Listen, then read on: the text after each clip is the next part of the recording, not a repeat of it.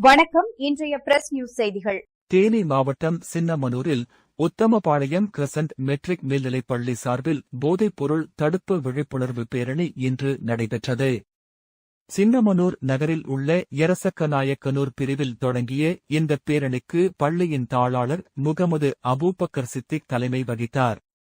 சின்னமனூர் காவல் நிலைய சார்பு ஆய்வாளர் முஜீப் ரஹ்மான் கொடியசைத்து பேரணியை தொடங்கி வைத்தார்.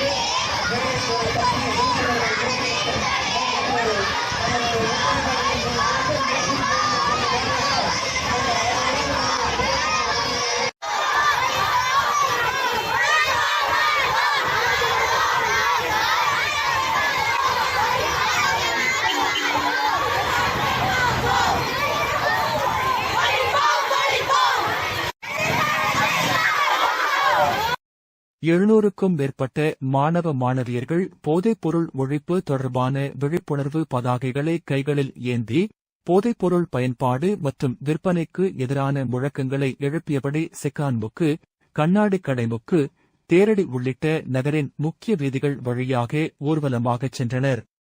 பின்னர் சின்னமனூர் காவல் நிலையம் முன்பு பேரணி நிறைவடைந்தது. அதனைத் தொடர்ந்து போதைப்பொருள் விற்பனை மற்றும் பயன்பாட்டை தடுக்கும் வகையில் மாணவர்கள் மற்றும் பொதுமக்கள் உறுதிமொழி ஏற்றுக்கொண்டனர்.